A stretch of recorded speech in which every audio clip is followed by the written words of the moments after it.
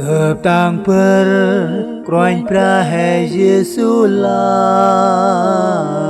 Teng du kep Teng du kep Teng du kep Ketang per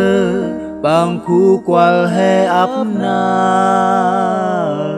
Teng du kep Teng du kep Teng du kep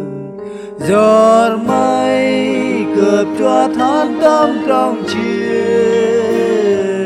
giọt mây cướp nhớ lên nào rê cương đơn chia nào khe ta si tâm ra con tình du cư tình du cư tình du cư bằng là cư Rayu ale nao ti mai tình du khứ tình du khứ tình du khứ tam ra quay mai pơ nào ti ấp ti tình du khứ tình du khứ tình du khứ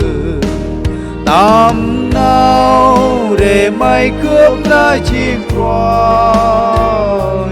đàn đu nơ ra chún leo trong mà mày chỉ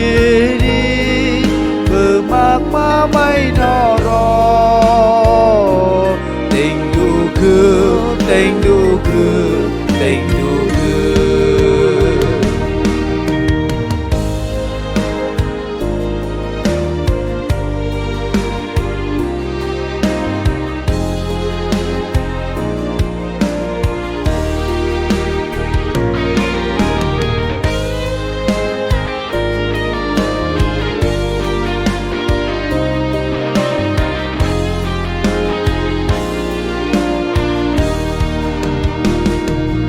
chào mà cướp lẽ đu đưa chiếc máy anh tình du cướp tình du cướp tình du cướp cướp na cơn mày ăn mày nho nấm xoan tình du cướp tình du cướp tình du cướp lời cay ô ti cướp kinh mây chia mày tươi chi mà cướp ấp năm ấp na đi cướp ra chút ăn được mắt mày tình du cướp tình du cướp tình du cướp lời cay ô ti cướp kinh mây chia mày tươi chi mà cướp ấp năm ấp nàn đi cướp ra chút ăn được mắt mày